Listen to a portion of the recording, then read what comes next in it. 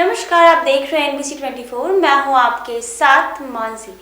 Digital assets को लेकर इन दिनों चर्चा चल रही है। जब आम बजट में वित्त मंत्री निर्मला सीतारमण ने जिक्र किया था और बताया कि क्रिप्टो करेंसी या अन्य डिजिटल एसेट से इनकम होने पर 30% टैक्स देना होगा। इससे पहले हमने आपको अर्थशास्त्री से बातचीत के अंश दिखाया था और डिजिटल एसेट्स को लेकर चर्चा की गई थी।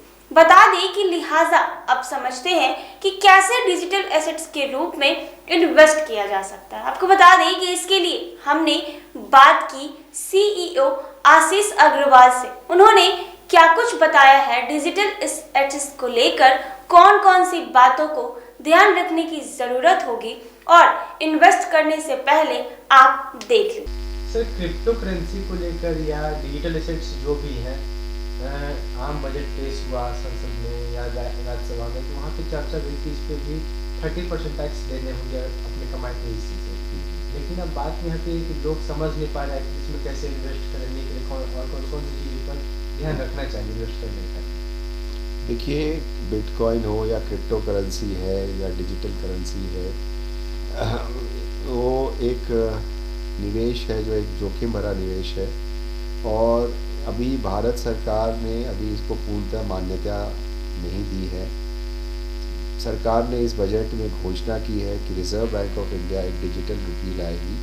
तो सरकार भी ये जो डिजिटल करेंसी का जो मूवमेंट पूरे वर्ल्ड में चल रहा है उसमें भारत सरकार भी शामिल हो रही है। और उम्मीद है कि एक डिजिटल रुपया, एक डिजिटल करेंसी सरकार लाएगी जो RBI के नियंत्रण में होगा, सरकार के नियंत्रण में होगा, और उसे मार्केट में लाया जाएगा ताकि निवेशक जो है उसमें पैसा लगा सके। जहाँ तक अभी बाज़ार में जो करेंसीज या क्रिप्टो कॉइन्स या बिटकॉइन्स वगैरह चल रही है, वो सारी विदेशों से के माध्यम से चल रही है।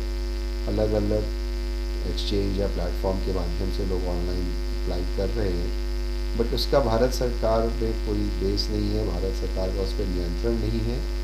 इसलिए सरकार ने भी उन्हें पूर्णतः मान्यता नहीं दी है। ये सभी एक जोखिम भरा निवेश है। इसमें काफ़ी हम लोगों ने पीछे के समय में काफ़ी उतार चढ़ाव देखे हैं। तो इसमें अलग अलग निवेशक जो है हिंदुस्तान में भी और पूरे विश्व में पैसा लगा रहे हैं। सरकार को ये समझ में आया कि इससे भारत के बहुत सारे लोग इस करेंसी में निवेश कर चुके हैं और कुछ लोगों ने पैसा भी कमाया है। तो सरकार ने इस बजट में उस कमाई का 30% जो है आयकर के रूप में लेने का सरकार ने घोषणा की है। कि जिस तरह से आपको जो है गैम्बलिंग है, बेटिंग है, हॉर्स रेस है, घुड़दौड़ है, या कोई जुए की में लोग कमाते हैं, उसी तरह से इसके माध्यम से भी जो कमाई होगी उसका 30% सरकार आयकर के रूप में लेगी। पर मुझे ये उम्मीद है कि आने वाले वर्षों में इसका जो है प्रचार प्रसार और इसका निवेश बढ़ेगा, तो धीरे धीरे आयकर में भी काफ़ी बदलाव और काफ़ी सुधार आएंगी। रेट्स भी मुझे लगता है काफ़ी तर्कसंगत की जाएंगी। उसके अलावा सरकार ने TDS का भी प्रोविज़न लाया है इसमें, और अब इसे देखना है। सरकार ने TDS का भी प्रोविज़न लाया है इसमें, और अब इसे देखना है कि ये कैसे यहाँ लागू होता है।